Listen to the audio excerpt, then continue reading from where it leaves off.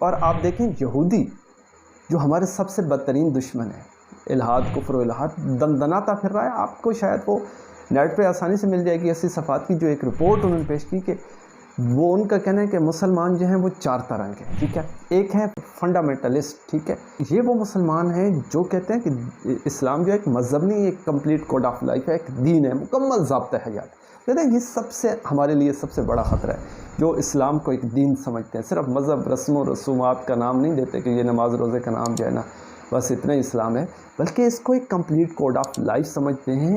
یہ فنڈامنٹلسٹ لوگ جو ہیں نا یہ ہمارے لیے سب سے بڑا خطرہ ہے. جتنا جلد ممکن ہو سکے ان کو ختم کیے.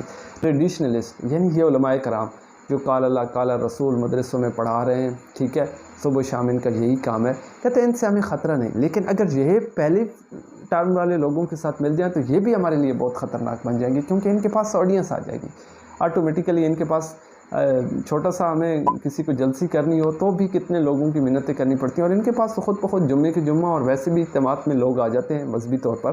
تو یہ اگر ان کے ساتھ مل جاتے ہیں اور یہ اکٹھے ہو جاتے ہیں تو یہ ہمارے لیے سب سے بڑا خطرہ ہے. اس لیے یہ دوسرا خطرہ وہ ان کو گردانتے ہیں. لیکن کہتے ہیں یہ خود اگر آپس میں لڑتے رہے، اور ان کی پالیسی بھی یہی ہے کہ علماء کو آپس میں لڑا دو فروعی مسائل میں، اور چھوٹے موٹے جو ان کے مسائل ہیں ایک دوسرے کو یہ کاٹتے پھریں، ایک دوسرے پہ تان و تشنیع کرتے پھریں، ایک دوسرے پہ الزام تراشی کرتے پھریں، یہ قریب نہ آنے پائیں عوام میں اور ان میں، اور آپس میں ان کو لڑا دو تاکہ یہ اسی کام میں لگے رہیں، مناظرہ بازی، بحث و مباحثہ اور یہ اختلافات اور ایک دوسرے سے لڑائی جھگڑا، تاکہ ان کی سوچ اس طرف جائے نہیں. ٹھیک ہے، تو پھر ہمیں ان سے کوئی خطرہ نہیں. تیسرے ہیں ماڈرنسٹ. یہ ماڈرن لوگ جو ہیں نا جو اسلام کو جدید ایک جامہ پہنانا چاہتے ہیں. تو ایسے کئی لوگ آپ کو ملیں گے. اب مدرسوں میں تو یہ کوئی بھی ان کو بھرتی نہیں کرے گا کہ جی آ جاؤ ممبر پہ بیٹھ جاؤ، تو ان کو ایک پلیٹ فارم مہیا کیا گیا، اور بالکل ان کو ایک پلیٹ فارم مہیا کر دیا گیا ہے سوشل میڈیا کی صورت میں.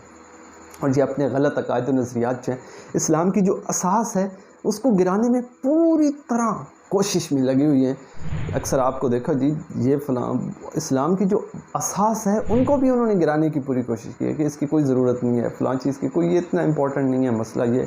یعنی ہر مسئلے کو انہوں نے نا جو ہے اپنے ایک انداز میں بیان کرنا شروع کر دیا. اور پھر عام جو پبلک ہے، جو نوجوان طبقہ ہے ہمارا، جو کبھی مدرسوں میں گیا ہی نہیں، مسجدوں میں جاتا ہی نہیں ہے، عام لوگ وہ ان کو سنتے ہیں، جو علماء تک بھی ان کی رسائی نہیں ہے، تو پھر ان کو بڑی آسانی سے وہ جو ہے نا اپنے جال میں ان کی برین واشنگ کر لیتے ہیں اور اپنے جال میں ان کو پھنسا لیتے ہیں. اور یہ ان کو پوری طرح سے لابی جو ہے فنڈ دیتی ہے، ان کو سپورٹ کرتی ہے کہ یہی سب سے کام والے. تیسرا سیکولر لوگ ہیں، یہ تو آلریڈی ہمیں مان چکے ہیں، یہ تو گھٹنے ٹیک چکے ہیں، یہ چوتھی طرح کے مسلمان، ان سے تو ہمیں کوئی، یہ تو ہیں ہی ہمارے اپنے.